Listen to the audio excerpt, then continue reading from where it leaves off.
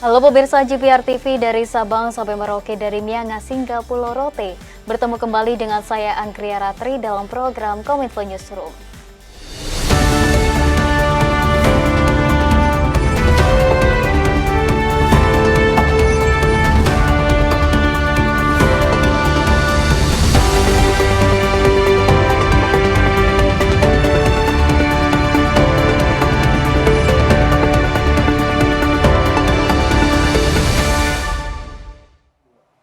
Kita ke informasi yang pertama pemirsa. Direktur Penyuluhan Pelayanan dan Hubungan Masyarakat Direktorat Jenderal Pajak Dwi Astuti menyebut per 31 Maret 2024 DJP mencatat sebanyak 12,7 juta wajib pajak telah lapor surat pemberitahuan tahunan pajak penghasilan.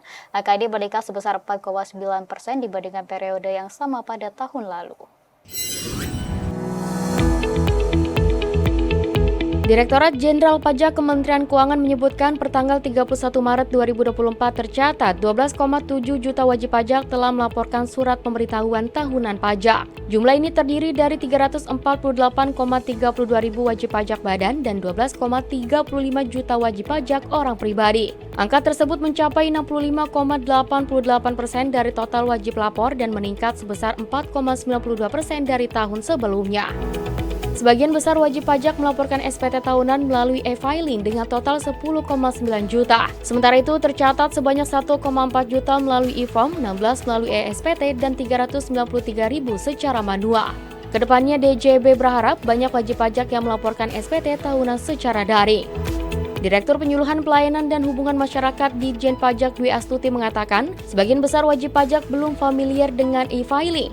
Atas dasar hal itu, DJP tetap melayani dan menuntun masyarakat melalui layanan pelaporan secara manual. Dalam hal ini, kami juga masih memberikan ruang untuk masyarakat wajib pajak yang memang tidak bisa online. Selama Ramadan 1445 Hijriah, Badan Pengawas Obat dan Makanan telah menyita 188.640 produk pangan yang tidak memenuhi syarat keamanan dan mutu yang beredar di pasaran.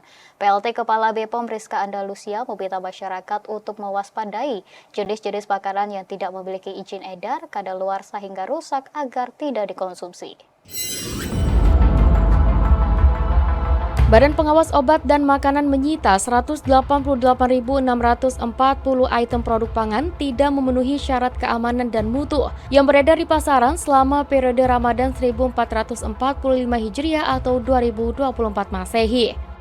PLT Kepala BPOM Rizka Andalusia dalam konferensi persnya mengatakan, item produk pangan tersebut berdasarkan hasil pengawasan yang dilakukan oleh 5 besar unit pelaksana teknis dari 76 UPT di seluruh Indonesia, yakni meliputi Balai Besar POM Pekanbaru Riau, Balai Besar di Aceh, BPOM Tarakan Kalimantan Utara, Balai Besar POM DKI Jakarta, dan BPOM Palopo Sulawesi Selatan. Adapun kegiatan pengawasan berfokus pada produk pangan olahan terkemas yang tidak memenuhi ketentuan, dengan 49,3% produk pangan tanpa izin edar, 31,89% produk kadaluarsa, dan 19,9% produk pangan yang terindikasi rusak. Produk yang tidak memenuhi ketentuan tersebut juga merupakan bagian dari produk lokal maupun impor yang diedarkan melalui sarana retail modern, tradisional, gudang distributor, gudang importir, dan gudang e-commerce terhitung sejak 4 Maret 2024. Dan pangan tanpa izin edar dari produk impor. Belum bisa. Yang untuk produk impor berupa coklat olahan, bumbu, permen, dan sebagainya. Yang TIE lokal berupa BTP, olahan sereal, kemudian makanan ringan, ya. Kemudian pangan kadaluarsa diantaranya adalah jelly, minuman serbuk, bumbu, BTP, mie, dan pasta. Dan beberapa pangan rusak diantaranya pangan olahan dalam kaleng, mie, pasta, susu creamer, ya, susu UHT steril, dan BTP. Rizka juga mengungkapkan dari jumlah total temuan pangan tidak memenuhi syarat keamanan dan mutu tersebut diperkirakan nilainya lebih dari 2,2 miliar rupiah. Dengan rincian 1,3 miliar rupiah produk tanpa izin edar, 412 juta rupiah untuk produk kadaluarsa dan 540 juta rupiah untuk produk rusak. BPOM pun meminta masyarakat untuk tetap mewaspadai jenis-jenis makanan yang tidak memiliki izin edar, kadaluarsa, hingga rusak tersebut.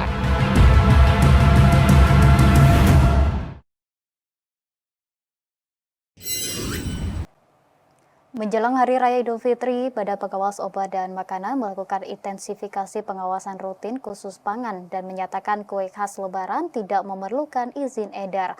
Hal ini dikarenakan jenis kue tersebut memiliki masa simpan kurang dari 7 hari, sehingga masih aman dikonsumsi masyarakat.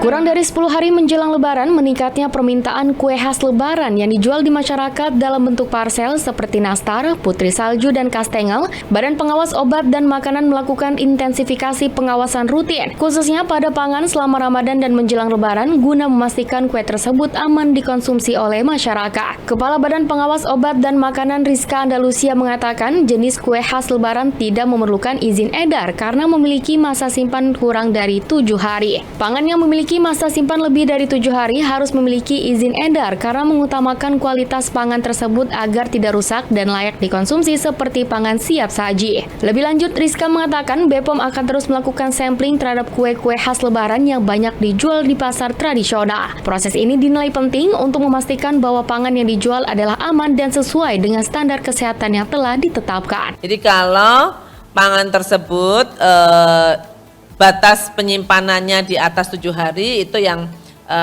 harus memiliki izin edar. Kalau di bawah 7 hari yang kita utamakan adalah supaya tidak sudah rusak atau masih layak digunakan atau masih layak dikonsumsi. Jadi seperti pangan siap saji tadi sama ya, jadi seperti tahu, mie dan sebagainya gitu. Jadi sampling di pasar, di pasar-pasar tradisional atau di toko-toko untuk melihat apakah cookies tadi ya, makanan kering tadi masih layak untuk dikonsumsi atau tidak. Sama sebetulnya sistem samplingnya.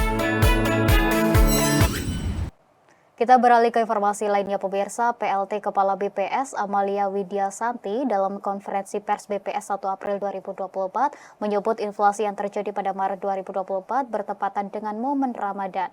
Nilai inflasi Maret 2024 mengalami peningkatan dibandingkan pada Februari 2024.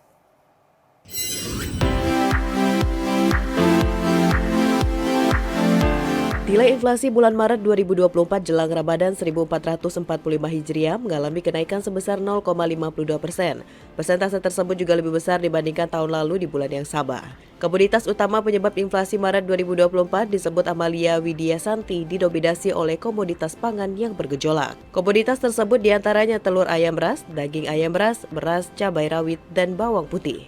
Berdasarkan data historis BPS pada momen Ramadan dan Lebaran 2022 dan 2023, kelompok yang dominan memberikan andil inflasi adalah kelompok makanan, minuman, tembakau, dan transportasi. PLT Kepala BPS menyebut 34 dari 38 provinsi di Indonesia mengalami inflasi, sementara 4 provinsi lainnya mengalami deflasi. Inflasi tertinggi terjadi di Provinsi Sulawesi Utara, Papua Tengah, dan Banten. Namun begitu, terdapat beberapa komoditas yang mengalami deflasi pada Maret 2024. Komoditas tersebut yakni cabai merah, tomat, dan tarif angkutan udara. Inflasi Maret 2024 tentunya bertepatan dengan momen Ramadan dan mengalami peningkatan inflasi dibandingkan dengan Februari 2024. Adapun jika kita bandingkan dengan periode sebelumnya, kecuali tahun 2022, inflasi pada bulan Ramadan tahun ini relatif lebih tinggi, yaitu sebesar 0,52%. Tetapi kalau di tahun 2022, inflasi pada bulan Ramadan tahun 2022 jauh lebih tinggi dibandingkan dengan inflasi pada bulan Ramadan tahun ini. Pemirsa, kami akan kembali dengan informasi lainnya, tetaplah di Kominfo Newsroom.